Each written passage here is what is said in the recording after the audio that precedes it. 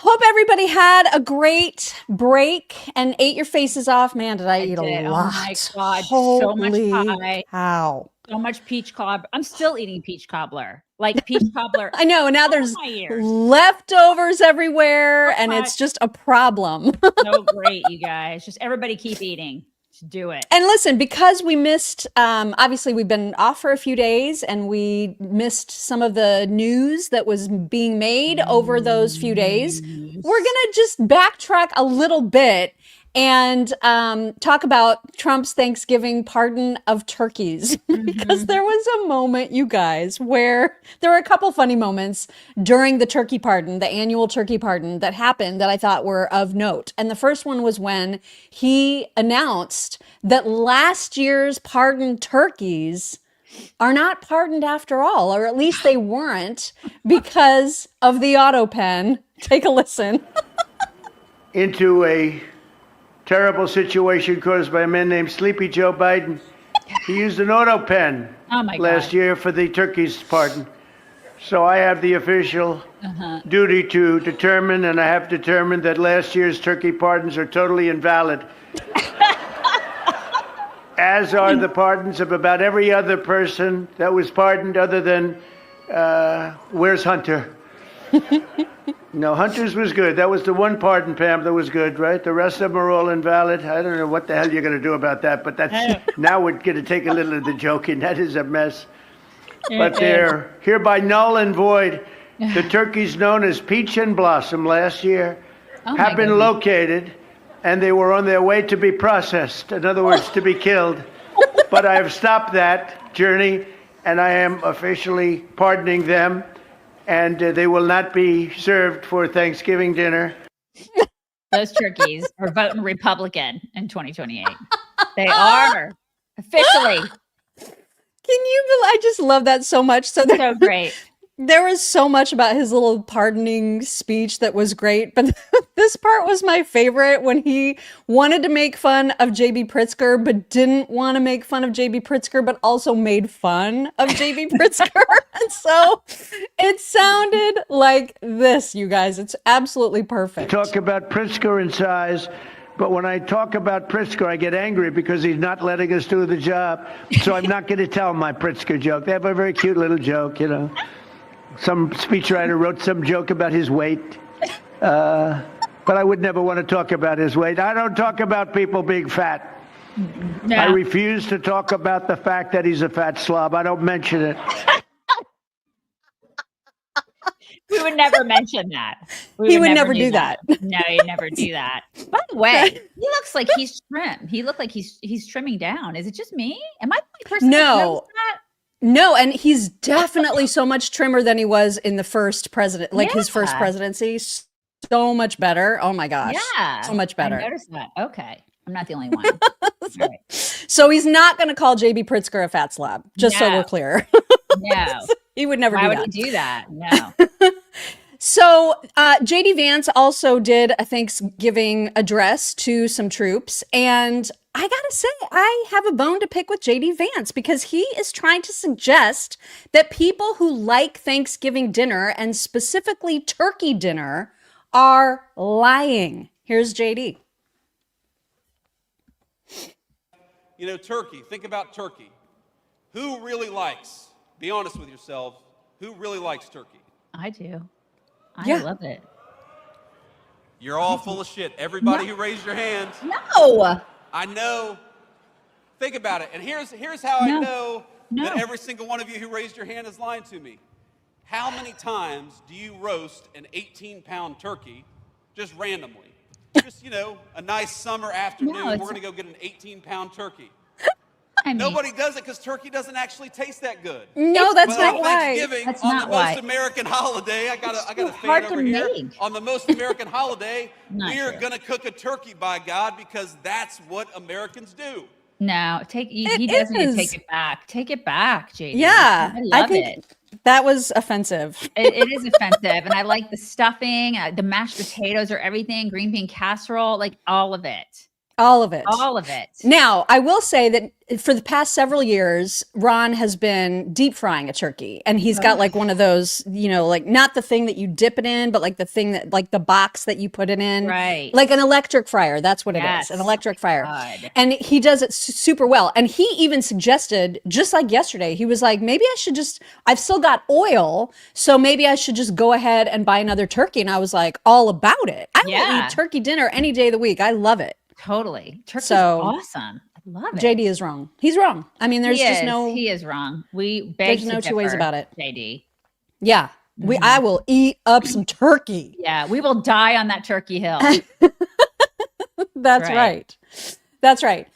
You guys, I have to show you the most hilarious video of our friend Josh Snyder getting, what did he call it? I can't even remember. He was misindiginated and like, I can't even remember the terms that he uses. They're so perfect. And you're going to see that in a minute, but not before we remind you about your retirement and the fact that you only get one. It's true. It's true. And there's a lot of financial uncertainty right now, but I feel none of it. None. I actually feel the most secure in my retirement that I ever have. Because listen, I was a late saver. I was an idiot in my 20s and 30s. Absolute reckless moron. That's what I was. And Zach Abraham of Bulwark Financial, he's been a godsend to me. He's like having a family member who wants me to succeed financially. And if I'm winning, he's winning. That's the deal, right? I love that. He's communicative. He's smart. He's great at what he does. He's excited about what he does, which I love. And he's conservative. All the wins, right? You can be confident in your retirement portfolio with Bulwark. They offer a free Know Your Risk review to check your retirement strategy, efficiency, all that. Visit knowyourriskpodcast.com for a free Know Your Risk review. Just get a second opinion. That's all you got to do. It's free, right? It's just get a second opinion. All right. Go to knowyourriskpodcast.com. Don't put it off. Do it. Like do it for the new year. Okay. Make that one of your like New Year's resolutions. knowyourriskpodcast.com. I have to read the disclaimer. You ready? Here we go. Investment advisory services offered through Trek Financial LLC, an SEC registered investment advisor. Investments involve risk and are not guaranteed. Past performance doesn't guarantee future results. Trek 25284. There you go. You do that really, really well. I'm getting better at it. It's like your transitions. I'm getting better at the disclaimer. Mm-hmm. All right. So I promised Josh Snyder, and here he is trying to attend a self-defense class for queers. Okay. And he believes he fits into that category. And here he is to explain how and why. Hey, I have a question. The front doors are locked here. Yeah, what do you need? I'm trying to get to the queer self-defense class. Okay, around the corner. So the south side of the building, is that? Yeah. Okay, and it said on the flyer, trans folks fight for free.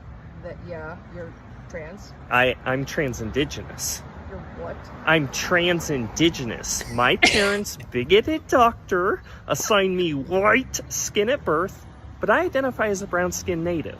Dude, get out of here. Well, are you trans-native phobic? No. Well, then what's the problem? Do you know how confusing this is to people and how you're making a mockery out of natives? Well, that's ironic, don't you think? No, we are protecting people here with self-defense. And I want to participate. No. I'm a native. Trans natives are natives, and this is our land. Dude, I'm calling the cops. Don't misindigenate me. I am not a dude. Get out of here. Why are you being trans-native phobic right now? Please leave. No. This is my land, and you're trespassing. You're cis-American, so how about you leave? That's right. I need to leave the property now. No. What are you going to do?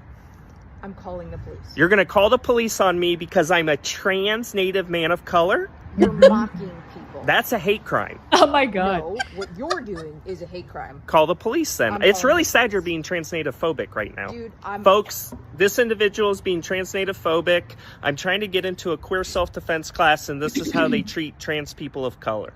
Really sad. I hope you should be proud of yourself for being trans-native phobic. You should be ashamed of what you're doing. Really sad. Trans-natives are natives. You need to leave. I love how she's like, you're making a mockery of this. Right. And he's like, isn't that ironic? Do you see how dumb this argument actually is? I know self-awareness. Hello. It's just my favorite. I love that so much. It's fantastic. Did you find your good glasses? Because you're going to be doing some reading today. Well, I actually lost my good glasses. I had to order them again. I don't know what happened to them. I lost them one day in between the bathroom and here. This is what happens when you're in your 50s, you guys. I had to order another pair. I'm serious. I don't know what happened. They probably got thrown in the trash or something. This is what, or they're in. My husband keeps telling me you're gonna find them like in a cabinet one day when you. You totally will. Cup. They're in the refrigerator right now. I guarantee it. They're behind the cottage cheese. They're gone. They're gone. But anyways, these are the second best pair of glasses. So okay, good. All right. Because a lot of people are saying that Trump's Thanksgiving tweet was maybe his best ever. I saw that a lot. I saw that this is like iconic. This is one for the ages, et cetera, et cetera. So it's a 2-pager. That's how long it is. Okay. So here's page 1. Here we go. A very happy Thanksgiving salutation to all of our great American citizens and patriots who have been so nice in allowing our country to be divided, disrupted, carved up, murdered, beaten, mugged, and laughed at, along with certain other foolish countries throughout the world for being politically correct and just plain stupid when it comes to immigration. The official United States foreign population stands at 53 million people, census, most of which are on welfare from failed nations or from prisons, mental institutions, gangs, or drug cartels. They and their children are supported through massive payments from patriotic American citizens who, because of their beautiful hearts, do not want to openly complain or cause trouble in any way, shape, or form. They put up with what has happened to our country, but it's eating them alive to do so. A migrant earning $30,000 with a green card will get roughly $50,000 in yearly benefits for their family. Oh my goodness. I know. It's so infuriating. The real migrant population is much higher. This refugee burden is the leading cause of social dysfunction in America, something that did not exist after World War II. Failed schools, high crime, urban decay, overcrowded hospitals, housing shortages, and large deficits, etc. As an example, hundreds of thousands of refugees from Somalia are completely taking over the once great state of Minnesota. Somalian gangs are roving the streets looking for prey as our wonderful people stay locked in their apartments and houses, hoping against hope that they will be left alone.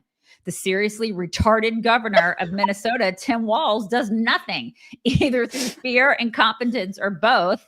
It's so accurate. He's so retarded. Absolutely retarded. Tim Walz does nothing, either through fear, incompetence, or both. While the worst congressman woman in our country, Ilhan Omar, always wrapped in her swaddling hijab, and who probably came into the USA illegally, and that you are not allowed to marry your brother, does nothing but hatefully complain about our country, its constitution, how badly she's treated, when her place of origin is a decadent, backward, and crime-ridden nation, which is essentially not even country for lack of government, military, police, schools, etc.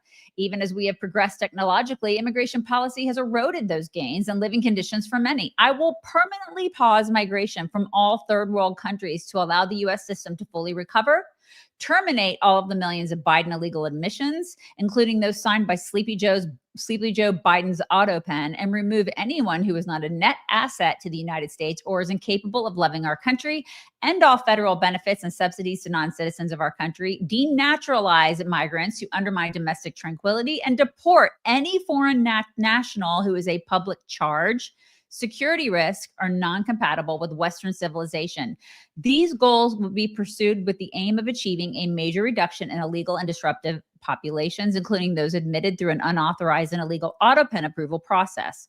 Only reverse migration can fully cure this situation. Other than that, happy Thanksgiving to all, except those that hate, steal, murder, and destroy everything that America stands for. You won't be here for long. Oh my God, I need a cigarette. Inject it into my veins. I voted for this. I just hope he can do it. I want him to do all of those things. That is amazing. Fantastic. Amazing. This is what I voted for. This. Yeah. And then, of course, because liberals are the way they are, instead of actually thinking about all that he said there, which was really, really important when he listed out. Yeah, when he listed out all the myriad of ways that illegals are draining our resources, they ignore that completely and hone in on the fact that he called Tim Walz retarded. Right. Which, I mean, is accurate. And so that is what a reporter asked him on Air Force One during the gaggle. And here's what he said in response. Tim Walz, and you called him what many Americans do find an offensive word. retarded. Do you stand by that claim of calling Tim Walz retarded? Yeah, I think there's something wrong with it. Absolutely. Sure. You have a problem with it? You know what? I think there's something wrong with him. Anybody that would do what he did, anybody that would allow those people into a state and pay billions of dollars out to Somalia. We give billions of dollars to Somalia. It's not even a country because it doesn't function like a country. It's got a name, but it doesn't function like a country. Yeah, there's something wrong with Walz. There is something wrong with Walz, big time. I think so too. It makes me think that he's like, he let it go for so long. It makes me think that he's getting kickbacks. Yeah. Well, and the fact that it was so rampant, coordinated by so many different people, and there were so many whistleblowers, which we'll get to in just a minute, is absolutely incredible. Now, if you don't know what's going on with Somalia, here's a Daily Wire kind of summary about what has happened. The largest single funder of Al-Shabaab, the terrorist organization in Somalia, are the Minnesota taxpayers. Explain that. The fraud and corruption that goes on in this community, hundreds of millions of dollars in feeding our future, hundreds of millions of dollars in daycare fraud, money that is taken in that fraud doesn't stay here. Millions of dollars per month in cash are sent out the Minneapolis airport legally. I've got $100,000 in cash. I'm putting it on this plane and going with me. You can do that as long as you declare it. It goes east, and it ends up in people's hands that will do mischief and bad things to the United States. Why do you think they were slow to take action on this? Why was Governor Walz, was he unaware this was happening? Was he worried about the optics because of the people that were committing many of these crimes? What do you think it was? This is a metal-on-metal conversation for the Democrats. I mean, this is a tough thing. You've got people that are getting harmed and hurt and businesses leaving, but they're being disadvantaged by a group that's been disadvantaged. So who's got the greater victim status? We need to have rules, similar values, and understand what we're doing. And then when they go outside the lines, we need to stop that. I can't believe that needs to be said out loud, but it does, apparently. You're muted. Why do there you go. Why do I keep muting today? Like, what is it with the Democrats need to cling to criminals? What is it? What is it? This has been their MO ever since Trump was elected, to defend the most indefensible people. I mean, at this point, I feel like there's got to be some sort of like you were a psych major. There's got to be some sort of a psychic, like I'm not psychic, but a psych, like a DSMR label attached to that. Like TDS. Is that what it is? That's only what it is. They just talk like Shelley, toxic empathy. There's something.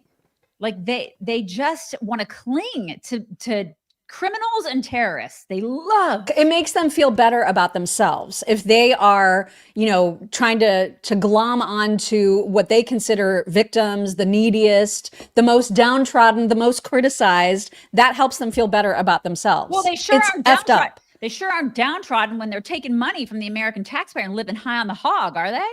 No, they are not. Yeah. They are absolutely committing fraud, and it was right under the nose of Tim Walz. He is completely accountable for this. Not that he'll take accountability, of course, but he is responsible because tons of people tried to tell him what was going on, and he was just, not only was he ignoring it, but he was actively silencing whistleblowers. I mean, it's true. Yeah. You got to get going.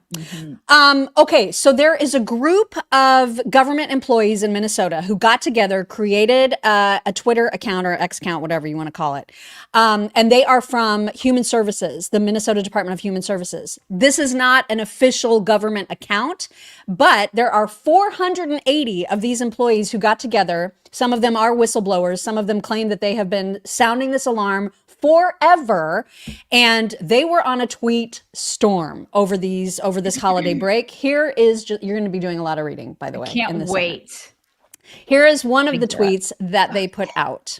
Here we go. Okay. As unbelievable as it sounds, Minnesota taxpayers have been a significant funder of overseas conflicts and terrorism sponsorship groups. We became aware that Minnesota DHS funds were being defrauded and remitted overseas roughly in 2014 through the Child Care Assistance Program. These overseas recipients were primarily based in Somalia, but we are aware that some funds were likely directed to groups such as ISIS via recruitment activities at various community colleges in Minnesota. Oh my God. Yeah. Unfortunately, recruiters were targeting young adults who were impressionable and vulnerable. Millions of taxpayer dollars were subsequently funneled out of our state. As Minnesotans, our state certainly doesn't benefit from taxpayer dollars going overseas, let alone to conflict-affected regions. And ultimately, it's the most vulnerable Minnesotans who lose out and never get the help they need, perpetuating the disparities and generational harm. Yeah, yeah, exactly. And finally, the New York Times actually did a big expose on this. They actually did some journalisming, which and when that's amazing. And when they report it, you know it's a problem. Yeah, because they only report it once they have to. Like once it's been talked about by the Republican and conservative circles, then they're like, okay, I guess we can't ignore this anymore. Exactly. And so even Governor DeSantis commented on the New York Times article saying, if even the New York Times is calling out the Somali welfare fraud and Democrats who enabled it, it must be really bad. Exactly. They're like, I guess we got to talk about it. Yeah. So going back to those 480 employees that put together that Twitter account, this is when you're going to do a lot of reading, because they put together a 3-parter to explain how long they have been sounding the alarm on this. And it's really quite extraordinary. So here is page 1 of this tweet. Tim Walz is 100% responsible for massive fraud in Minnesota. We let Tim Walz know of fraud early on, hoping for a partnership in stopping fraud. But no, we got the opposite response. Walz systematically retaliated against whistleblowers using monitoring, threats, repression, and did his best to discredit fraud reports. Instead of partnership, we got the full weight of retaliation by Walz, certain DFL members, and an indifferent mainstream media. It's scary, isolating, and left us wondering who we can turn to. In addition to retaliating against whistleblowers, Tim Walz disempowered the Office of the Legislative Auditor, allowing agencies to disregard their audit findings and guidance. Oh my God. Yeah. Media and politicians supporting Tim Walz or the DFL agenda attacked whistleblowers who were trying to raise red flags on fraudulent activities. What a piece of shit this guy is. Yeah, there's more. Oh yeah, there's more. And it's long. Here we go. This is so small, very small. It's like 10-point font. Here we go. It's the same tweet, though. You just need to know this is all one tweet. This is a cascade of systemic failures leading up to Tim Walz. Agency leaders appointed by Tim Walz willfully discarded rules and laws to keep fraud reports quiet, even to the extent of threatening families of whistleblowers. Oh my God. These same leaders are not qualified for their jobs, instead getting leadership jobs via Walz's friendship. So state government were left floundering. DFL lawmakers refused to acknowledge fraud and deflected any serious conversation to stop fraud. Biased mainstream media such as WCCO and NPR showed absolutely no interest in covering fraud happening in our own state. Programs, especially in behavioral health and disability services, were built without any guardrails against fraud, all in an attempt to extract more funding from legislature and the federal government. As staff, we firsthand witnessed and observed fraud happening, yet we were shut down, reassigned, and told to keep quiet, sometimes more. Leadership did not want to appear to discriminate against certain communities and were unwilling to take actions such as stopping fraud that would have an adverse impact on their image. Oh my God. To date, no single agency leader has been held responsible for their role in fraud, whether it's Shireen Gandhi, Jess Guile, Jody Harpstead, Natasha Merce, Eric Grumdahl, or others.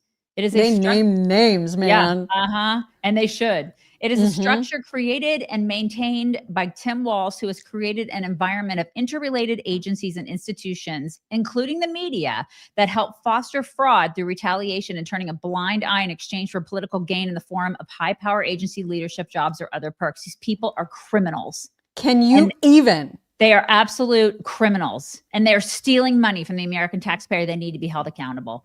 Fundamentally, Tim Walz is dishonest and a retard, lacks ethics and integrity, has poor leadership abilities, and has never taken any accountability for his role in fraud.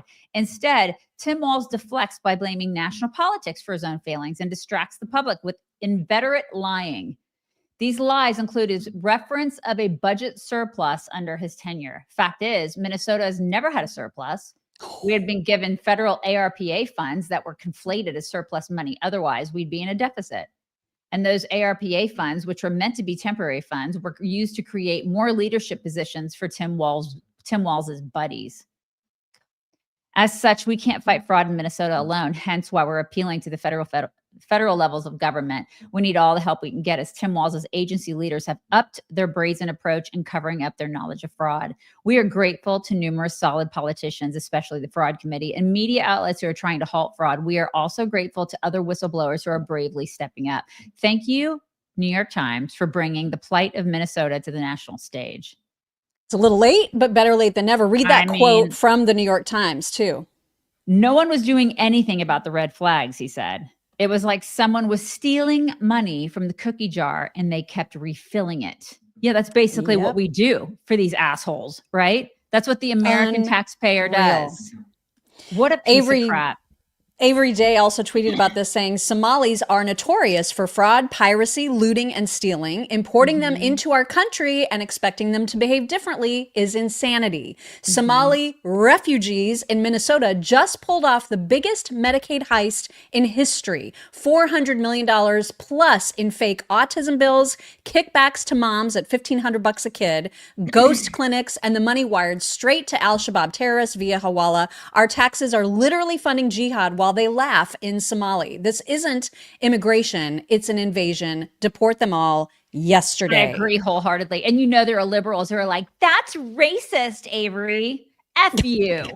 So freaking stupid that we are allowing this. Now, Trump is trying to do what he can, but there are roadblocks, as there always are. But according to CBS, he is ordering that Somali green cards, along with green cards issued to 18 other countries of concern, be re-examined. It is the latest move made by him, threatening the legal status of hundreds of Somali people in Minnesota. And it's an issue that a right-wing activist claims came to his attention due to an article he co-authored. That's how the story kind of broke.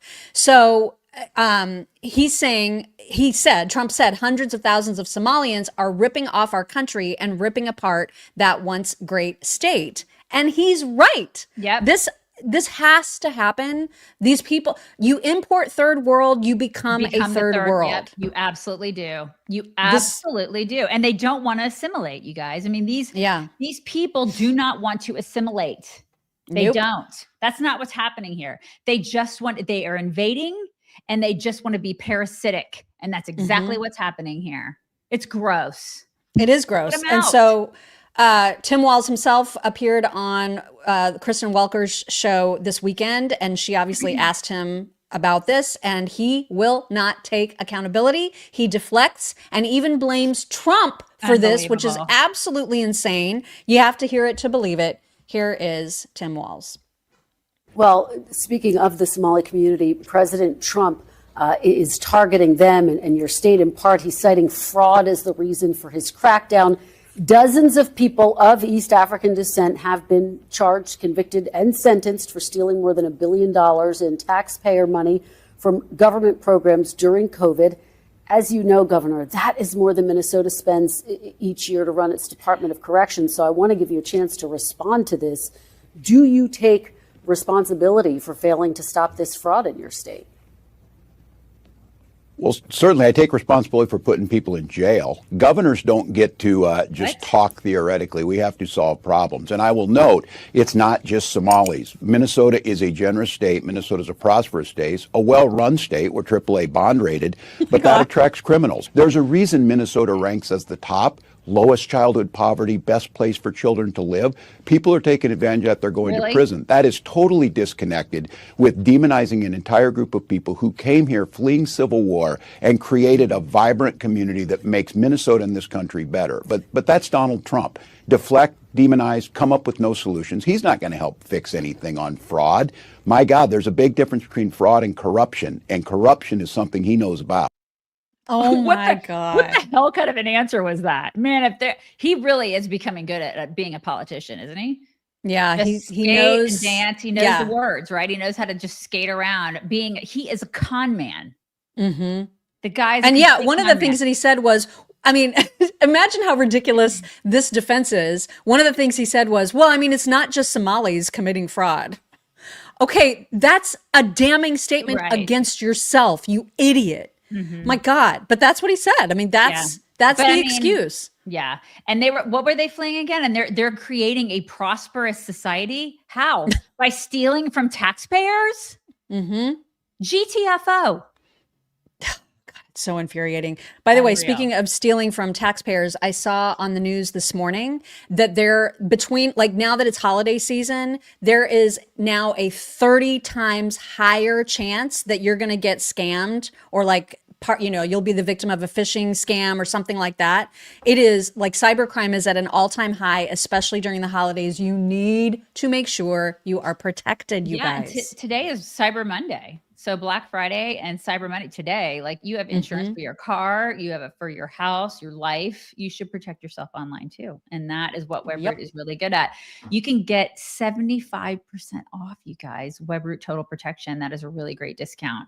It's less than like $50 a year. I mean, peace of mind for $50. That is a really great deal. It's really cheap. And it's what the pros use. Yeah, you can get it for other people in your family too. You can get it for like your senior parents or yourself or your kids. Even toddlers need protection at this point because people will steal identities and whatnot. So do that. Protect yourself, protect your family from all the cybercrime because people suck, and they will steal seriously. I get stuff all the time, like phishing scams and everything. And so it's a really great thing to have. 75% off Webroot Total Protection at webroot.com/chicks. That's 75% off just for a limited time, but only with our code too. So it's chicks, right? It's webroot.com/chicks. Do it. Webroot. Do it. All right. So there was another absolute banger from Trump on Air Force One related to, I don't know if you guys remember, even if we talked about it on the show, that like a few weeks ago, the press was making like a big stink about the fact that he had an MRI and nobody knows like on what part of body he had it. And so people have been speculating, obviously, that it's his brain. He put that rumor to bed on Air Force One, and he did it in the meanest way. And it is just everything. Check it out. News Nation, failing News Nation. News Nation is doing lousy, by the way. But if you want to have it released, I'll release it. Please, can you tell us what they were looking at? For what, releasing? No. What part of your body was the MRI looking at? I have no idea. It was just an MRI. What part of the body? It wasn't the brain because I took a cognitive test and I aced it. I got a perfect mark, which you would be incapable of doing. Goodbye, everybody. You too. Thank you, Mr. President. Thank you, sir.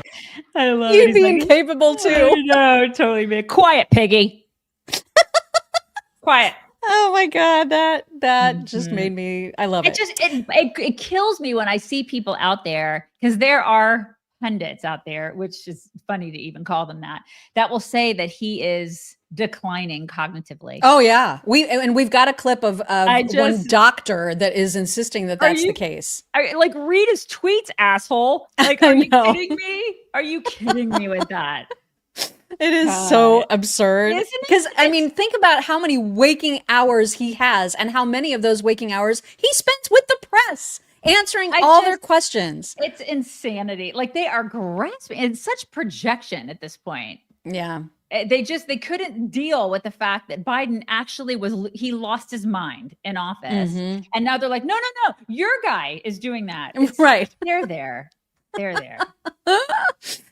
Of course, over the weekend, we all heard the story about the 2 National Guardsmen who were shot at, and one died and one is still recovering, hopefully, in the hospital. This was a crime committed by an Afghan, and it is somebody who was supposedly vetted by President Biden. Obviously, this was a complete terrorist, and they committed terror.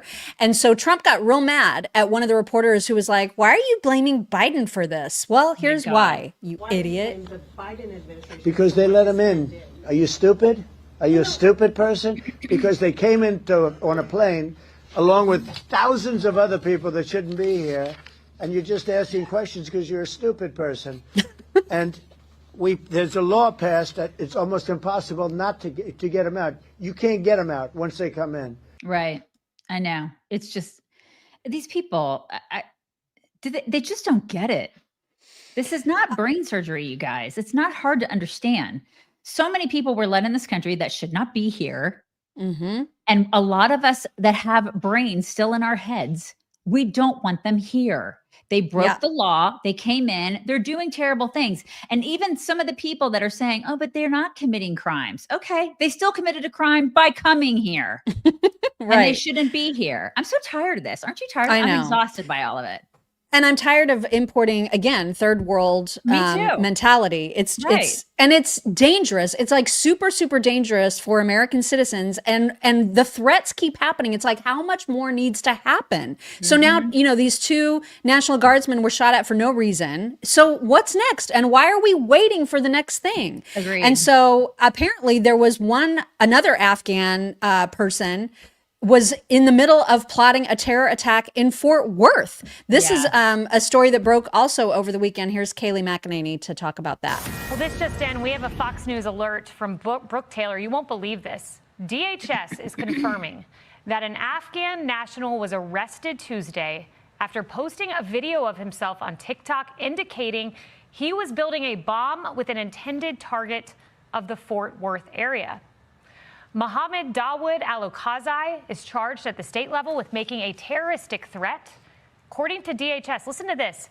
He came to the United States as part of Operation Allies Welcome. So here you have it. This happened Tuesday. Texas Department of Public Safety. This is a second Afghan national, second one this week. Operation Allies Welcome. He had a terror plot. We know it comes the same week that deranged individual, that alleged assassin, took out 2 of our heroic National Guard, came here on the same program, Operation Allies Welcome, a program that we were assured time and time again by Mayorkas, by Jen Psaki, by Joe Biden himself was safe and secure. Yeah. How is he an ally? How is that again? And Fort Worth, in Texas. This is happening all over Texas, Houston, Dallas, Fort Worth. Listen, if it can happen in Texas, it's happening everywhere. They're everywhere. Yeah. And listen, I will not pussyfoot around this. It's that whole mentality, that religion is incompatible with the West. Completely incompatible. And I don't care. You can call me racist. You can call me an Islamophobe. I don't give a shit. It's incompatible with the West. It absolutely is. And honestly, I think a lot of these people just need to be deported. I think churches need to start growing some balls. American Christian churches need to start growing some balls and speaking out against this stuff. We really 100%. Yes.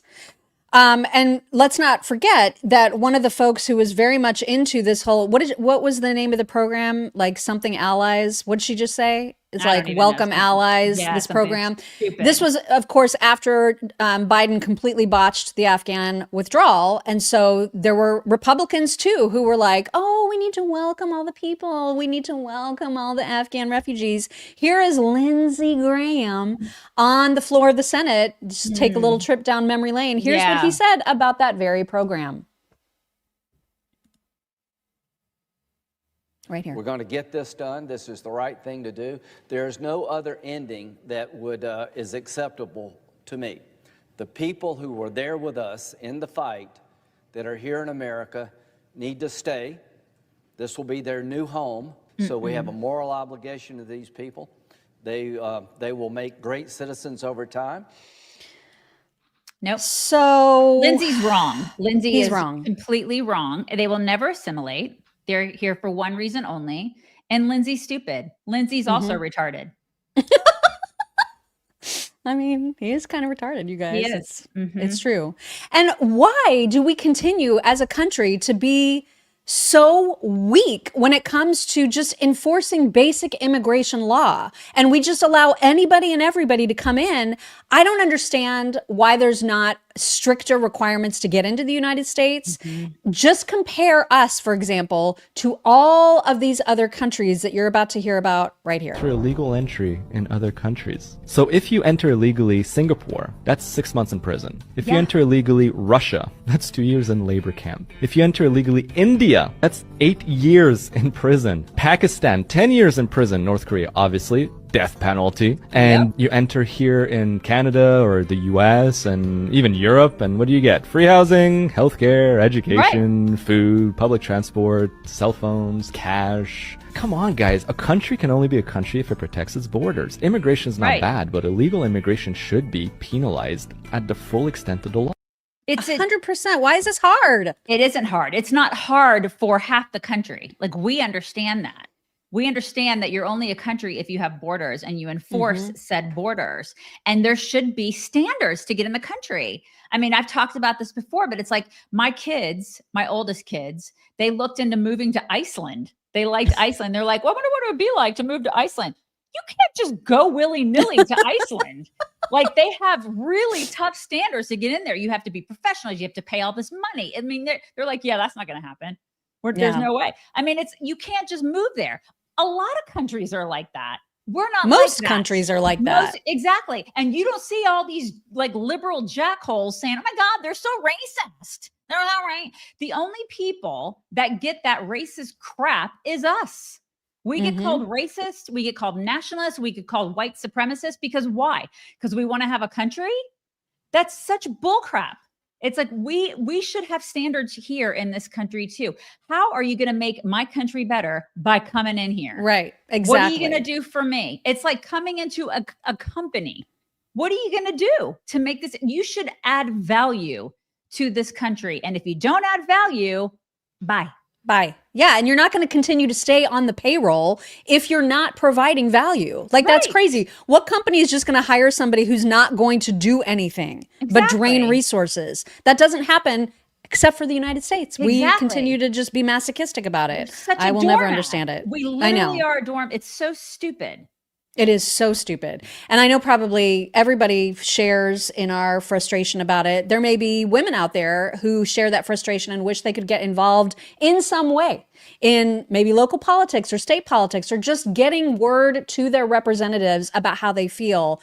We have the support that you need. Yeah. And like, talking about all of this stuff with immigration, we're in the middle of a cultural war and spiritual war. I don't have to tell you guys this because we talk about it all the time. So if you're a mom, you know this. If you're a grandma, you know this. You see it. And Concerned Women for America is the nation's largest public policy Christian women's organization. They are a perfect way to get involved politically. They've been doing this for 45 years. They've been helping women do just that. All you got to do is donate $20 or more. You'll get a copy of their book. It's a woman's guide, 7 rules for success in business and life. You can go to concernedwomen.org/chicks. They will help you get involved. They will guide you. They will educate, equip, and mobilize you at every level of government. Or you and look, you guys, it's stocking sized. Right. I'm just saying. It's a great gift. You could get you get a couple for, all the women in your family. If they want to get involved, they can. It's just a great way to get people mobilized and involved. So do that. Go to concernedwomen.org/chicks. Get your copy today. Get a couple copies. concernedwomen.org/chicks. Do it. All right. So there was just rock solid, concrete evidence of how MSNBC, which is now called MS Now, I think. They changed their name because now they're not part of NBC.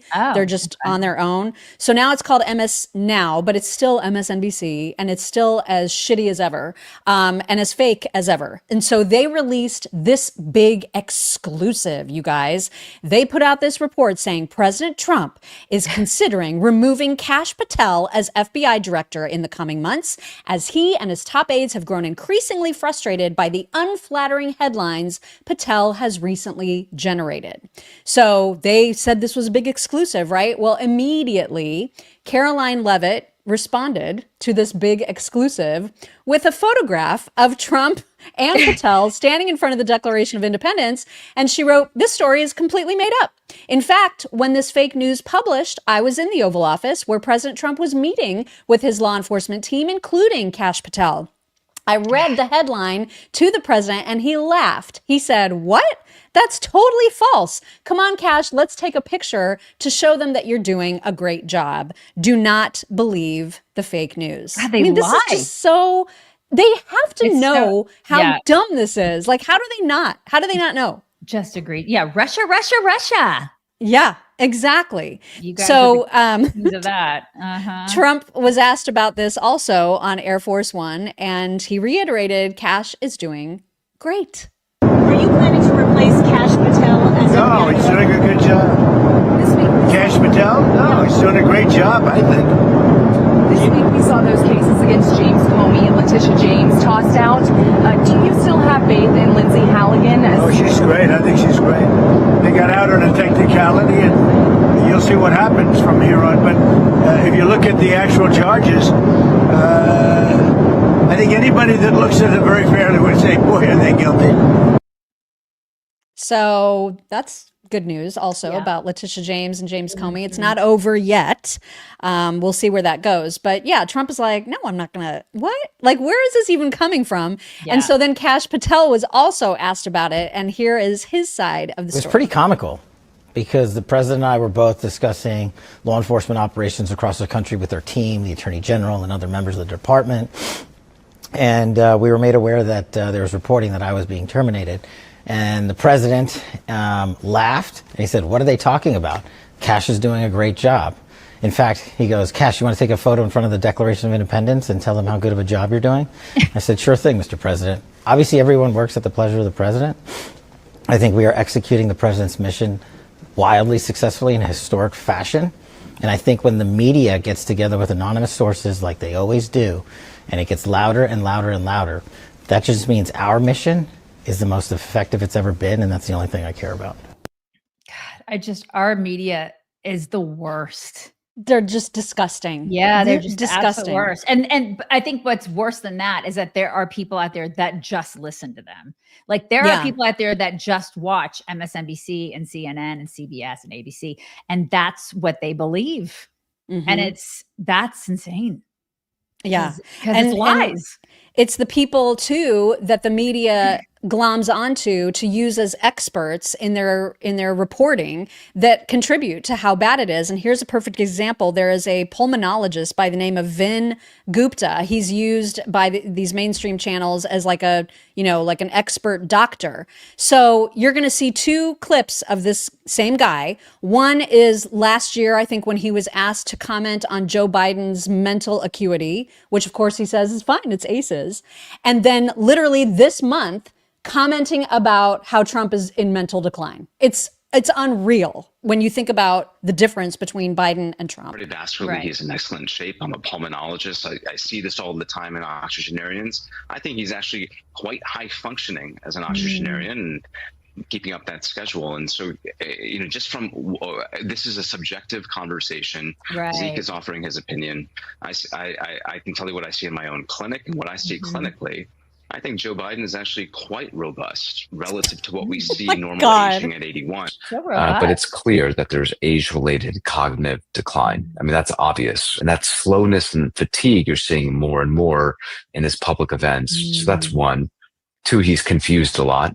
Three, he sometimes mumbles sort of incoherent nonsense when he's asked a question in the press pool in the Oval Office. So all these things, when this constellation of just him being him, imagine if President Biden did any of those things. We don't have to imagine it. We all watched it. Oh my God. I wonder how much he gets paid by the Democrat Party. Right? What a piece of crap. You took an oath, dude. You are disgraceful. Seriously. This is why people hate doctors. Yeah. Yeah. God. I mean, that's egregious. Yeah. The difference in the way that he talked about those two men when their mental acuity is night and day and everybody knows it. That's what's incredible. Sellout is what you are. I bet you also went on a screen and said, oh my God, masks work.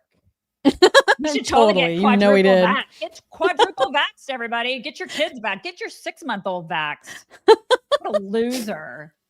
Speaking of losers, you guys, I saw this photo. I think it's kind of old because it was when, I don't even remember whose house was getting raided. Maybe it was Comey's. I don't even remember. But somebody reposted this. I think it was the Daily Caller. And I laughed so hard at George Conway's shirt because I cannot believe he's wearing a short-sleeved mock turtleneck. That's like ribbed. What even? Yes, and it's like, ribbed. It's ribbed for his pleasure. What is that?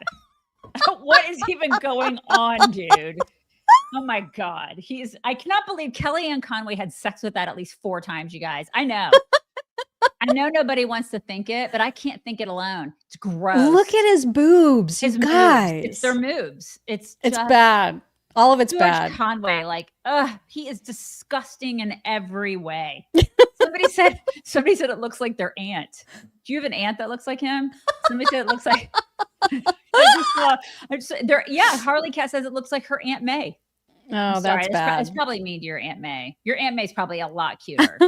But I mean, honestly, it's acceptable for women to wear a short sleeve mock turtleneck. I mean, I don't recommend it, but it's fine. No. It's unacceptable in every circumstance for a man to wear the shirt. It just is. I mean, that's gay. It's super gay. No, it is. Oh, and it was John Bolton's raid. I'm sorry that I messed that At up. the very least, he should be wearing a sports bra. Like get those things under control, George. Good Lord, he has bigger boobs than I do. God. Can I be mean? Always. Are we not being mean already? I thought we were just being. I feel like that's what we were doing. Well, but this time I want to be mean Like a little really bit mean? to someone that's Somebody like ostensibly nice. on our side. Really? So, Okay, here we go. and a lot of people are talking about this. I don't think Kimberly Guilfoyle has good friends, or at least good enough friends to tell her that a sheer dress is not appropriate for a Thanksgiving event. I don't think that's appropriate. She's getting a lot of flack for this. It's not, I just don't think that that's okay for a Thanksgiving event, you guys. I just don't. Well, I'm just saying it. Her style went by the way of like sex pot, vampire sex pot, like about 10 years ago. And I don't know why she did that, because she used to dress really cute. But then she started doing like the fake hair and like the Elvira Mistress of the Dark thing. And I don't know what went wrong there, but because she's such a beautiful, she's a beautiful lady. And she used to wear like really cute things, and everything is so severe now. Like everything is so, I know she's done a lot of things to her face and you can't undo those things, but like she emphasizes the things with so much makeup too, that it's just, everything is too much. I want somebody to tell her what her color wheel is. Yes. And then have her dress and her, not so much all the black and stuff. You know what I mean? Because she's such a beautiful girl, Yeah. Right. Yeah. I just had to, and she's our age. Okay. So Texas Tickler's I'm like, just I still saying. tap it. He's still tapping. Texas Tickler's we hear you, Texas Tickler. I mean, we understand.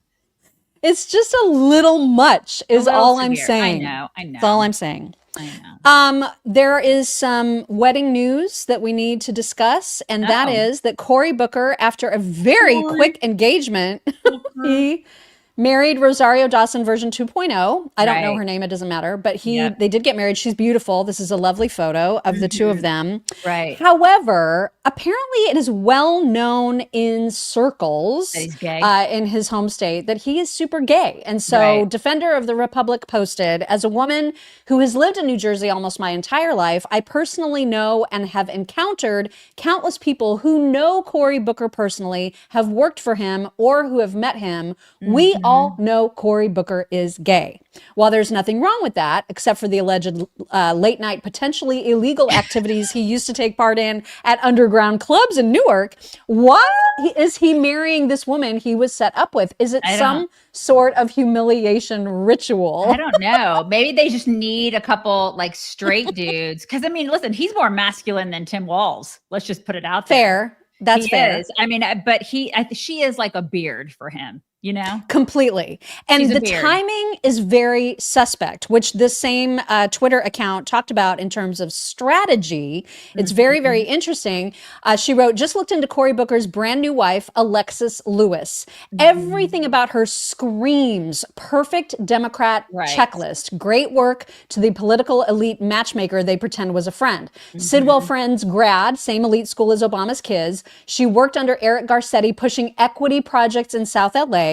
She co-ran the mayor's Evolve Entertainment Fund, taxpayer cash to diverse Hollywood filmmakers. Yeah. She's now a senior VP at Brazza Capital, flipping value add properties in minority neighborhoods, aka gentrification with better branding. She's Jewish, progressive, polished, and looks like Rosario Dawson. They met in May of last year, moved in together a month later, engaged 2 months later, fast-tracked to 2 staged ceremonies, Newark Courthouse and Interfaith, whatever that word is, and boom, the eternal bachelor suddenly has the ideal 2028 running mate. I mean, wife. Exactly. This is all. You're muted. You're still muted. There you go. Yeah. I'm not. Okay, it's all political, all of it. And I think maybe he thought that when he ran for president the last time, not having a wife made that not as tenable. I don't know. Mm-hmm. Yeah. I just think it's very interesting. And there's already a gay dude that's going to run because Pete's going to fill that box. So he's like, well, I'll get myself a woman. This will, I mean, she's the beard. And they need to have a little bit more masculinity on that side. So he's probably just ticking that box. It's all political. I think it sounds really, really reasonable. So no, I don't know. I don't know how to say the word, that Jewish wedding ceremony. I don't know how to say that. Huppah? Do you know how to say it? Is it huppah? Is that huppah? Huppah? Maybe it's huppah. In any case, I just can't say it, so I didn't. I don't know.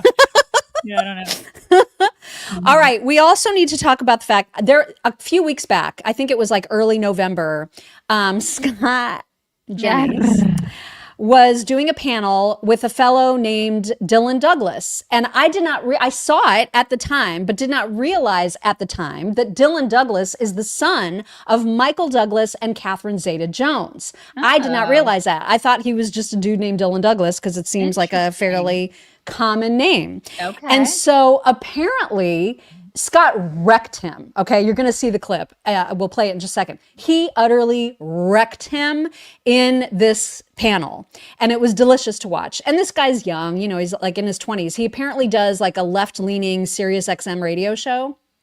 Really? And so he was, this is his job. And so he was on the panel. And apparently Michael Douglas and Catherine Zeta-Jones are furious at how leveled he was by Scott Jennings. Oh, bless and their Yahoo. hearts. I know, right? So Yahoo released an article about it and said, this is from the article. Michael Douglas and his wife, Catherine Zeta-Jones, are reportedly very displeased over the manner in which their son Dylan was humiliated during a roundtable discussion on politics with CNN commentator Scott Jennings. Well, grow up, dude. Grow up. I know, right? You have your own political show. You're going to get reamed. I mean, what is he, like 12? His mommy and daddy are going to protect him forever? Of course they are. God, I cannot. They're very displeased, you guys. They're displeased, you guys. And so, because we all need to see the beatdown, here is a clip from that glorious, glorious panel. You cannot put on the American people that Democrats were the one that were hurting people, making this plight. Who was casting the votes against opening the government? Democrats or Republicans? Who was casting the votes? Scott, who was wanting to cut SNAP benefits? Nobody. And who was playing up SNAP SNAP benefits after two courts ruled that it was unallowed? Republicans voted to fund SNAP 15 times. Democrats voted to defund it 15 times. And now we had to get 8 to join us. You talk about the Affordable Health Care Act. Okay, it's terrible. Landmark legislation is not perfect. We understand that Democrats, Republicans, independents, 70% of Americans, not Democrats, not just independents, 70% of Americans believe that they should increase those subsidies past the dead mark of December, the COVID era subsidy benefits. So it's a huge, huge thing that Democrats, Republicans, 70% agree with. And look, when it comes to the government shutdown, I was of the persuasion that to go for it, I didn't really get it. Democrats wanted a fight. They got a fight. Chuck Schumer, back in last year, didn't fight. He got a lot of flack for it, particularly in his home state of New York. So they wanted a fight, but they found a fight that was worth fighting with talking about the Affordable Health Care Act. People were with them. Democrats were leading in the polls. We won big on Tuesday. That's what it was for, right? It was for the election, right? Well, I think we should have kept going. What I don't understand, and which I would love others to help me out understand, I don't understand why we caved so soon when the American people seemed to be on our side. Because the election ended. You just said it. It was for the election. Listen, the election ended. Then you caved. I mean, what a Nepo baby. Right? I just had no idea that was who that was. No idea. He's just a baby. He's a Nepo kid. If he were anybody else's kid, he would not have a radio show. He would. Totally. I mean, just looking at him, I'm like, oh, okay, that makes sense. Now it tracks. Yeah, now it tracks. Totally tracks. Yeah. God bless him. Big day in Tennessee 7 tomorrow. If you are in that district, please, for the love of all that is holy, go out and vote for the person that is not Aftyn Behn. Okay. Unfortunately, even though this is a super red district, there is just a 2-point within the margin of error spread. There's a 2-point lead that Matt Van Epps has over this absolute hag. So this is bad. And Banshee had even tweeted a 2-point lead in a Trump plus 22 district where the opponent is a lunatic who literally said she hates the city she is running to represent. Are we ready to talk about how bad 2026 is going to be unless there's huge changes? Because yikes. What the Big hell, yikes. Republicans? We got to get our asses in gear, man. Right? This is bad. Too much complacency. What is going on? And she keeps going. This Aftyn Behn chick keeps going on all the talk shows, gets asked good questions, which she then just summarily doesn't answer. She just answers questions that aren't even asked. Here's a couple of examples. One where I think it's Kristen Welker, I can't remember, but they're asking her, like, should you be joining AOC on stage? Is that really the message that you want to send in this really red district? Here she is kind of answering that and also asking about ICE, getting asked about ICE. Because Trump has been calling you, quote, the AOC of Tennessee. So, I mean, aren't you just feeding into that narrative by appearing with her? Like I said, we're really grateful for the support across the political spectrum. And if you and for your listeners, the Teletown Hall also features former Vice President Al Gore, who is a Tennessee legend. So I look at it as iconic that you have Democrats from all political stripes joining in on this moment and saying, we are standing up to what is happening in Washington, and we want to be part of the solution rather than the problem. Yeah, because some of those you are campaigning with, including AOC, have called for ICE to be abolished. You have been sharply critical of the ICE raids in Nashville, but do you think that ICE should be abolished? Like I said, I've got 48 hours to flip this congressional district and have been dogged about the message of affordability. And that's not what I'm hearing in the district. What I'm hearing is people, especially rural voters, are driving 4 hours to a hospital without care. We've got veterans that are going without, care because the VA hasn't been fully funded. And so these aren't the issues that I'm hearing about in the district. What I am hearing about is that grocery costs are high, utility bills are high, rent is high, and there's no kind of end in sight. And so my message has been one to lower costs, and I think it's resonating across the district, which is why this race is so close. Could you imagine working in the private sector? Because you and I did it for a cumulative 50 years, and your boss being like, "Hey, did you finish that project?" And you were like, "Yeah, so my dog threw up on the carpet this morning. Let me tell you a story about that." Instead of answering the damn question that you asked me. Could you imagine? I mean, you wouldn't make it. You wouldn't make it but these people, they get elevated to the next level. Totally. It's remarkable. What is even happening? What is our country? What is it when these absolute idiots who don't answer simple effing questions get elevated? They actually get a prize for not answering simple questions. I'm living in bizarro world. It's idiocracy. And she could very well win, you guys. What? That's what's so insane. In Tennessee, she could very well win. It's just insane. Tennessee and Texas. Get your shit together. Yeah, seriously, get it together. There was another question. He asked her to respond or to comment about the fact that there's that leaked audio of her ripping on the very city that she's trying to represent. She said horrible things about Nashville. If you've missed it somehow, you're going to hear it again within this clip. And he asked her to, he gave her a chance to say something about that. And this is what happened. About an attack line from Republicans, because this is a comment you made in 2020 about Nashville. It's gotten a lot of attention in the race. Let's listen to this. I hate the city. I hate the bachelorettes. I hate the pedal taverns. I hate country music. I hate all of the things that make Nashville, apparently, an it city to the rest of the country. But I hate it. I know you said those comments were taken out of context, but I want to ask you about it because I'm wondering, do you think it was a mistake to say that?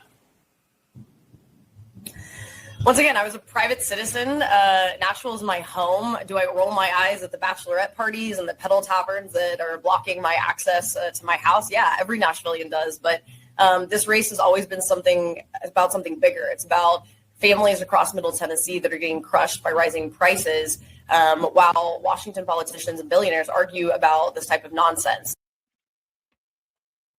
It's just a distraction, you guys. And everybody gets mad about the pedal taverns and the bachelorette parties. Everybody in Nashville hates it. And every Nashvilleian hates country music. No, they don't. Right. No, they don't. Kind of feel like that's where it all comes from. No, they don't. I mean, that's how does she say that's taken out of context? That's like saying that every Texan hates cowboys. Right. What? What's wrong with you? It's so bad. It's so bad. We're going to close the circle. I mean, this story isn't going to go away, of course, but it's something that we talked about last week. And of course, that's that video that those 6 Democrats made that still continues to get talked about, where they're basically saying, hey, military people, disregard stuff that you think might be illegal from Donald Trump. It's egregious. It's absolutely outrageous. People that are mad about this video should be mad. Trump is one of those people, calls it sedition. He's absolutely right. It is sedition, yep. Yeah. And the reason for my name today is for Mark Kelley, who continues to prove the point of everyone who finds this video to be detestable. He continues to double and triple down. Here he is from the weekend. You can certainly go to the judge, advocate generals, the lawyers, and have a discussion about it. If you don't have time, you just say simply, I'm not going to do that. That's against the law. It puts a lot of burden on the troops to make a decision in real time. But it's a tremendous amount of burden on officers in the military, but that is their responsibility. And they can figure out, a reasonable person can tell something that is legal and something that is illegal. So would you refuse these specific orders to strike drug boats if you were still in uniform? Well, the difference between the initial strike and what is being reported, as a second strike, and those things are different. I think this administration has tied themselves in knots, the explanations that we have received on how this is all legal. And I was saying weeks ago, my concern is with the service members, that we're going to put these individuals in a really, really tough decision, in a tough place. So he's basically threatening that they'll be put in jail for doing what Trump says they should do, which is insane that he's saying that out loud, essentially. And Trump responded very quickly, saying there are laws that impact our nation. Read Title 18, Chapter 115, Section 2387, quote, whoever with the intent to interfere, impair, influence the loyalty, morale, or discipline of the military and naval forces to be fined or imprisoned up to 10 years. Commander Kirk Leipold, U.S. Navy, retired. This is right on point. Do what has to be done. Put that guy in jail. For real. He's unreal. Yeah. And he's saying stuff like, like he was really mad about how he's wanting to send back a lot of these people or cut off their visas, or just say we're going to, like, some of these people from third world countries can't come into the country anymore. He's super mad about that. He's mad because he's like, brown people. He's targeting brown people. He was saying that yesterday. I think it was yesterday or the day before. He's targeting brown people, and that's mean to brown people. Yet I don't see Mark Kelley, taking in a bunch of brown people into his, $3 million home or whatever that he has, and letting them live in his. Once again, these liberals are absolute hypocrites. And they're talking about, how we hate brown people. They're making it like a racial thing. That's not what this is about. It's about the laws of this country. And he's targeting and saying that it's obviously a racial thing. He's going there. And when it comes to people that are in the military and they have to do hard things and make hard decisions, isn't that part of being in the military? Isn't that just part of their job every day? Like, if they don't want to do that, then maybe don't be in the military. I mean, I don't know. I've not been in the military, but I would imagine that is a difficult job, which is why we're so incredibly grateful for those people. That's a hard freaking job. And he just made it a million times harder by suggesting that now, anytime there's an order from the commander in chief, they have to second guess, they have to question. Exactly. And that totally does mess up morale, and it sows doubt among the troops. It's so damaging what those idiots, the Seditious Six, did. It's so 100%, damaging. 100%, Mock. It just makes me so mad. Oh my God. All right, moving on. We need to talk about the fact that Possum Lady and her big glasses sidekick hosted Joy Reid on their show. Speaking of brown people, Joy Reid calls JD Vance's wife brown, which is fine. That's fair. But the things that she says about her, about JD, and about Erika Kirk are so disgusting that if you're not enraged, I don't even know. Like, I don't even know what's going to make you mad. If this doesn't make you mad, these 3 women are despicable. Check this out. So they can't have the successor to MAGA be the guy with the brown Hindu wife. They're also Christian nationalists. That ain't gonna work. That's why he's throwing his wife under the bus. Poor Usha. Or she's in on it, right? And she's playing slap and tickle with Erika Kirk's the weirdest shit I've ever seen. Yeah, she's like in her Tammy Faye era. Okay. Holding on the back of his head and rubbing on his head. Some weird shit. Baby. Don't do that to Jason. I'm gonna start thinking something's going on. Why you holding the back of his head? I'm like, you're not doing that right thing. You're supposed to be a widow. You in leather pants? Yeah. That's not widow wear. Could you imagine if... Wouldn't it be the most perfect fairy tale, MAGA fairy tale? Yeah. If he finally sees the light that he needs a white queen instead of this brown Hindu? Oh, my God. I mean, I'm not saying that's happening. Right. Or maybe that Usha's not even in on it. Maybe she's whatever. But that's one entrant. Another entrant is frankly Donald Trump Jr. If he can, keep it together. She's going to make fun of Don Trump Jr. and like a Coke joke. Are you Have kidding? you met Hunter? Oh my God. Literally, Wow. It's the projection about racism is off the charts. Yeah. They're the most disgusting, evil racists I think I've ever seen. They're Those demons. bitches. All 3 of them. All 3 of them. Absolute racist, awful demon bitches is what they are. Yes. They're just horrible. These women. I know. Are horrible. Just the worst. Yeah. Wow. The worst. Okay. This is actually going to be a segment on terrible people. And so that was a perfect way to kick it off. But we also have Tucker Carlson, who recently interviewed with Piers Morgan. And Piers Morgan brought up Tommy Robinson. And you may have thoughts about Tommy Robinson. Obviously, free speech advocate. But he's had some issues. Like he's not got like this perfectly clean record, I guess I should say. But most people know who he is. And Tucker certainly knows who he is because Tucker interviewed him like when he was still on Fox and gave him a platform because he thought Tommy Robinson deserved it, which he did. And so the fact that Tucker is playing like he doesn't know who Tommy Robinson is should make everyone who follows Tucker question what actually Tucker thinks, because he is so cagey now about what he actually believes. He just has his guests sort of say what he believes on his behalf. It's super, super gross how Tucker behaves right now. So here's Pierce kind of calling him out, like, you know who Tommy is, but Tucker pretends to continue to not know. That's all I'm saying. But there is a very lovely, quaint notion being built up in the United States, driven by people like Tommy Robinson here. Who's Tommy Robinson? You know Tommy Robinson. Oh, Seems my like a fraud to me. Well, he's not even Tommy Robinson. His name's Stephen Yaxley. It's not even his real name. He's also convicted of multiple crimes. Thuggery, fraud. I don't even know anything about him, but he doesn't seem like he's we would call him a little shit stirrer, right? I cannot. He's such a freaking liar, you guys. Just such a liar. And Ezra Levant pointed it out, saying Fox's Tucker actually interviewed Tommy Robinson and lavished praise on him. But Qatar's Tucker pretends he doesn't know who Tommy is. Which one was the real Tucker? And does Tucker himself even know? So the Booker...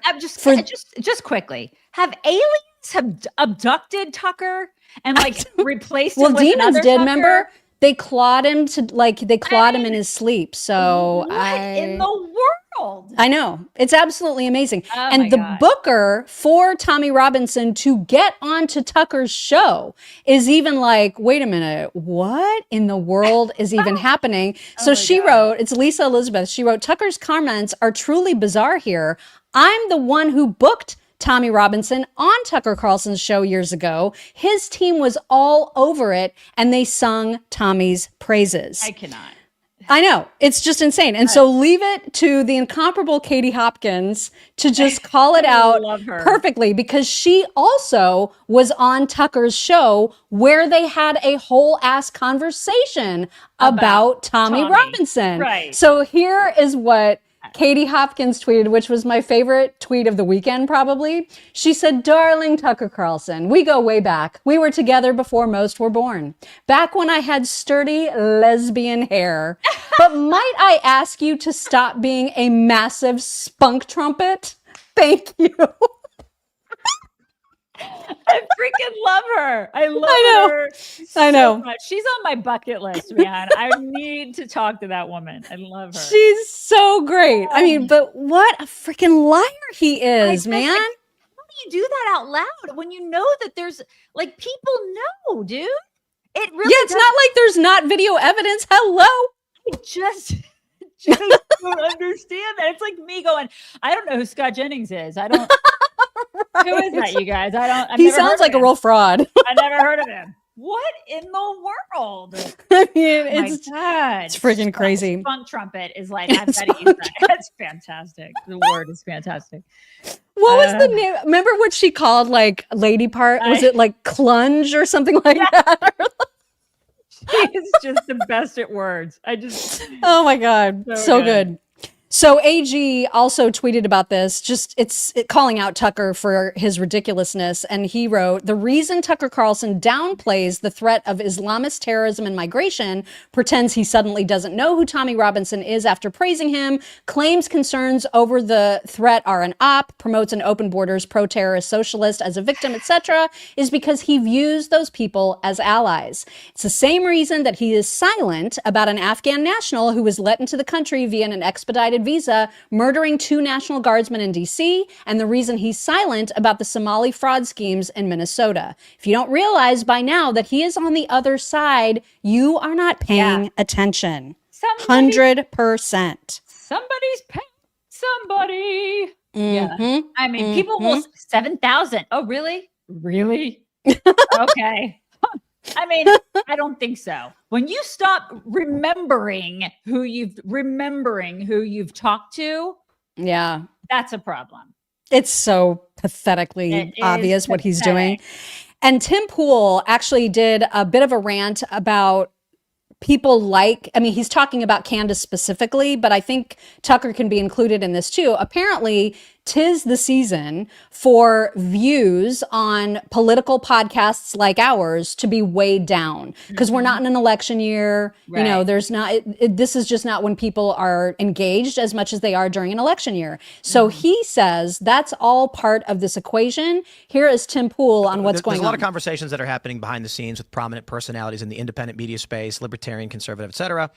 And I spare drawing people into drama. That's why I'm not going to call anybody out. But I've been talking to a lot of people, and I've mentioned this over the past week or so. Everybody knows that views right now in politics are in the gutter. Okay. Candace is doing very, very well, though. Right. And I think, look, if you want to get my professional marketing assessment of this, you take a look at some of these prominent personalities, and I don't want to denigrate, so I'm not going to name them. But guys, I'm telling you this right now. Go on YouTube, pull up whatever conservative personalities that you've heard of, and look at their view count, and you'll see they've dropped dramatically. You'll also see Candace is doing pretty dang well. The conversation behind the scenes, everyone knows why. It's exactly as you've described. If people always need the next level, we've talked about this in the past about how they call Trump Hitler. It starts with saying, Trump is bad, then Trump is racist, then Trump is very racist, then he's the most racist, then he's almost as bad as Hitler, then he's as bad as Hitler, then he's worse than Hitler. Because if they write the same article, Trump is racist, nobody clicks it. So they got to give you it's the hit's got to get bigger. Yep. 100%. And that seems like what Candace does, right? Everything just gets crazier and crazier and crazier. Yeah. It's like drugs. You got to take a bigger hit and a bigger hit and a bigger hit. And that's what people do. That's why, listen, you and I started in this industry like so long back in the Stone Age. Right. And we did long form blogging. We wrote long articles that people used to read. Can you even believe we did that? Like we would write thoughtful. Sounds like a lot of work.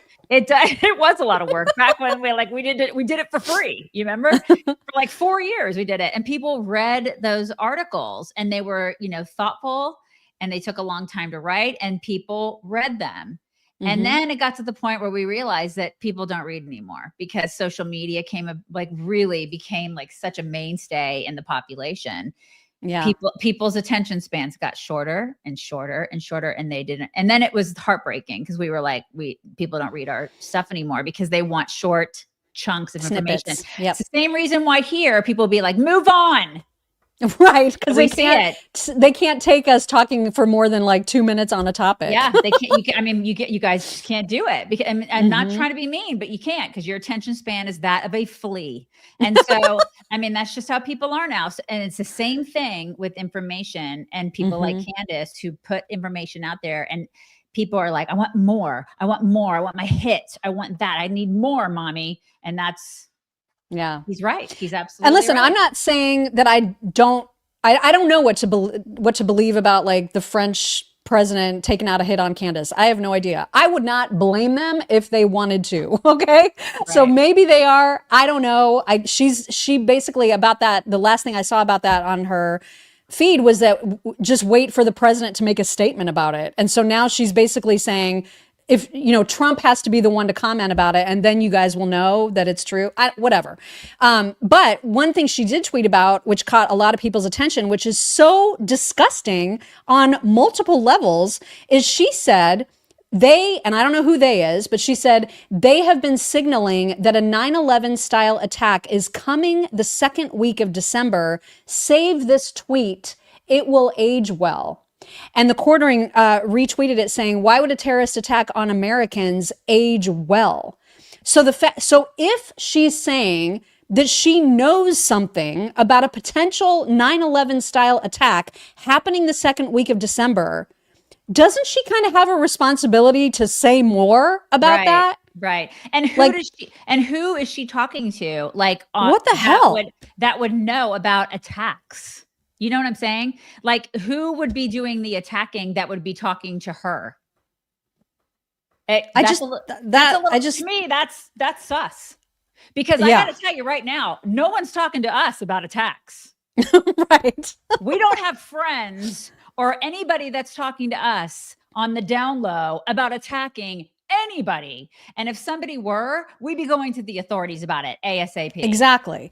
And so for her to say, save this tweet, it'll age well. So what? If there's something horrible that happens the second week of December, she's going to be like, yay me, look it. I knew about it. Right. What the hell? Yeah, that is the weirdest thing to brag about ever. It's not weird. That's psychotic. Yeah, it's psychotic. She is out of control. Out of control.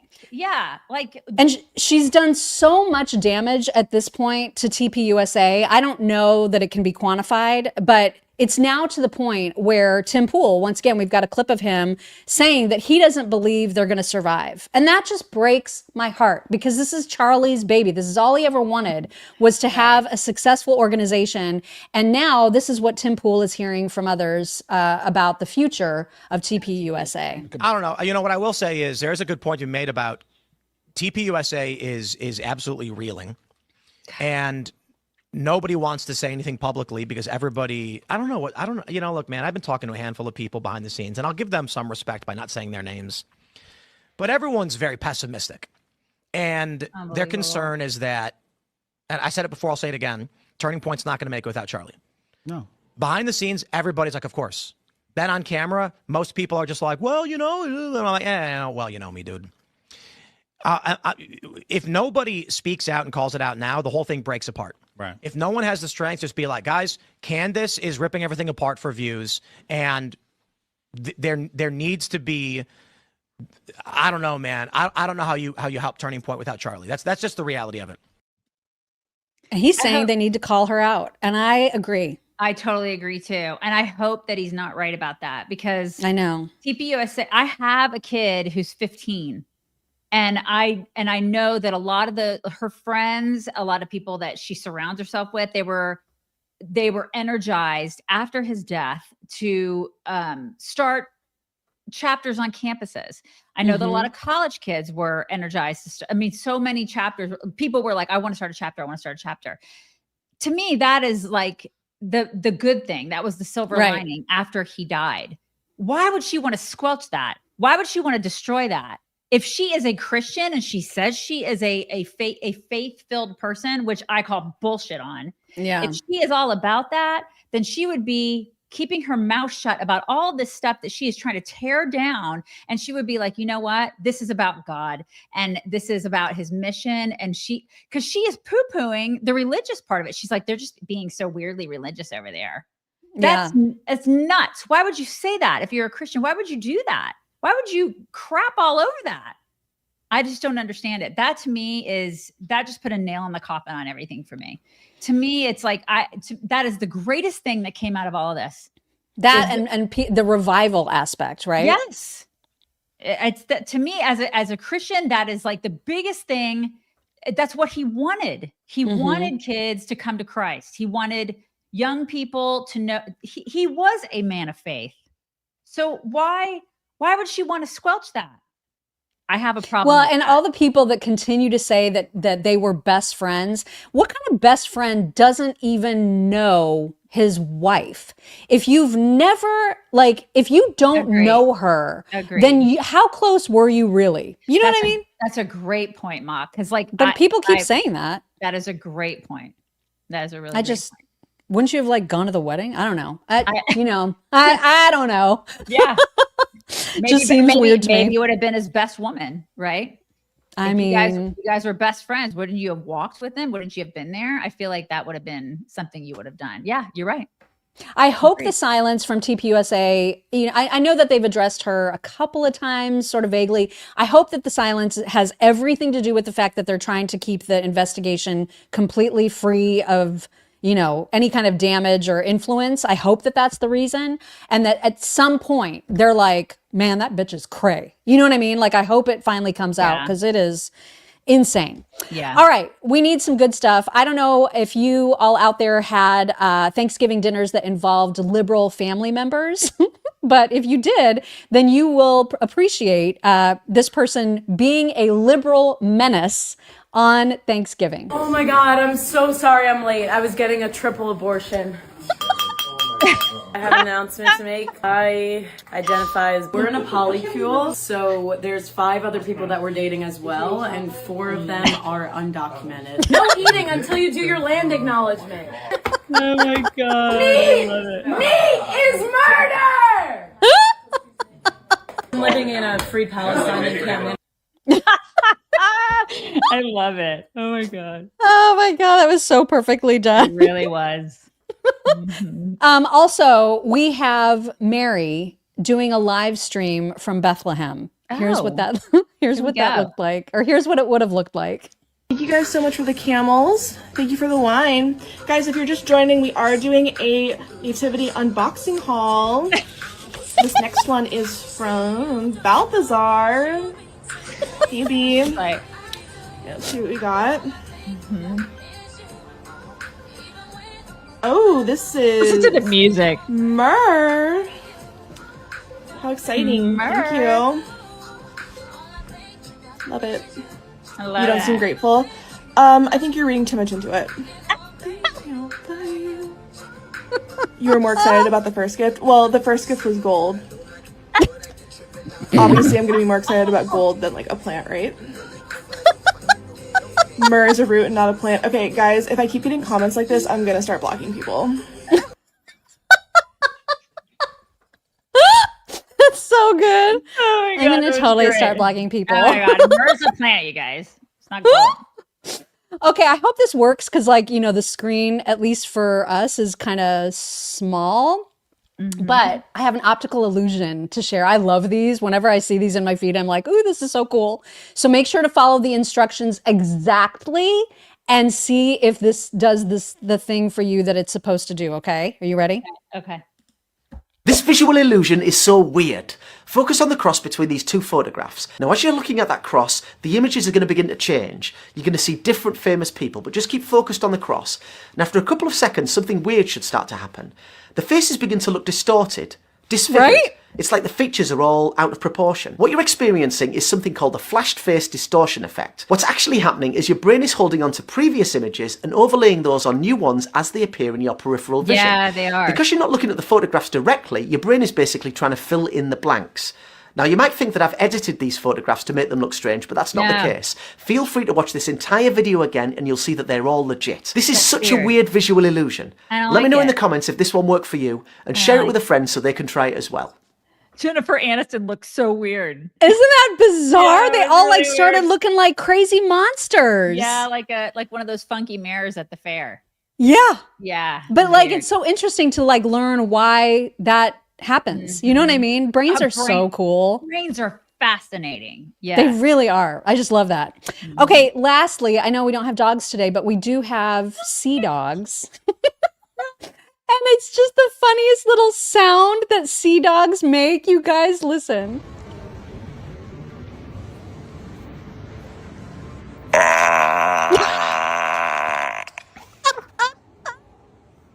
Oh my God. I love the little dance. His little dance. That's what some of you guys sounded like after Thanksgiving dinner. We know. We know. So is. Oh my God, it's so is. Okay, I have no Venmos to share, so we can go straight to you on thank yous. Oh, wow, that was quick. Okay, here we go. Marcy Perales. Good morning, Mock and Daisy. So enjoyed your holiday pictures. Glad you had a nice weekend off. Happy Monday. Much love. I need to put mine into, I never did. I need to do that. I know. I'll do it today. Same. I will do it today also. Insiders, and locals. I'll do that today. Sorry about that, you guys. I was kind of lazy over the past couple of days. Brian Brumley 1. Hope you had a blessed Thanksgiving. Asking prayers for my friend who works on the staff at Coastal Carolina and his sweet family that his job will be safe after the head coach got fired. Everybody, coaching is weird right now, man. Lane Kiffin, right? That whole story. Oh my God, that's a whole thing. Well, I have thoughts about Lane Kiffin. From his Tennessee days. For like 2 days he was there. Michelle 55 starting tonight. Read chapter 1 of the book of Luke each night, ending on December 24th. You will have read the entire life of Jesus, the reason for the season. I love that, Michelle. Happy Monday. Merry Christmas early. I love that. Robert Fitzgibbon 6587. Have a blessed Advent, Mock and Daisy. We are in the Advent. I love that. Thank you. Like we start today. Cowpoke 97. The blatant out in the open racism that is coming out of this administration and the Republican Party is exactly why I left, along with millions. I feel like you're just making that up. Yeah, I don't.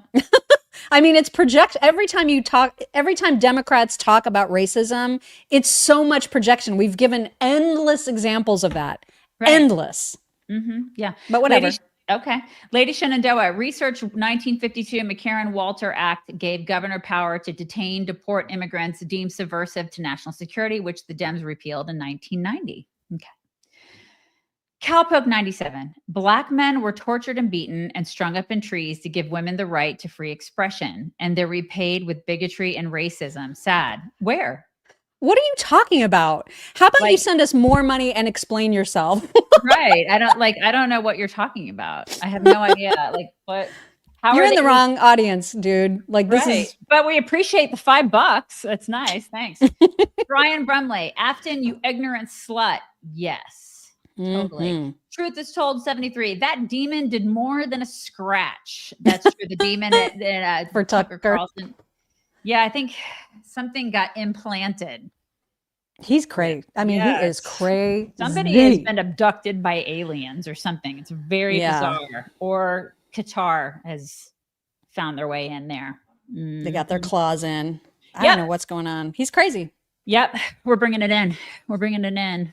You know what, Cowpoke? We're hugging you too, because I feel like you need a hug. Yeah, you need a hug. I feel like you need a hug. Or Cowpoke. Yep. Sorry about your bitterness. Yeah, really sucks for you. You guys have a fantastic Monday. We'll talk to you tomorrow. Bye. Hello, beautiful people. This is the Chicks on the Right's Indian correspondent. Thank you for watching or listening. Be very sure to like, subscribe, and ring the bell to stay up to date on all of their delicious content. Okay, thank you. Come again.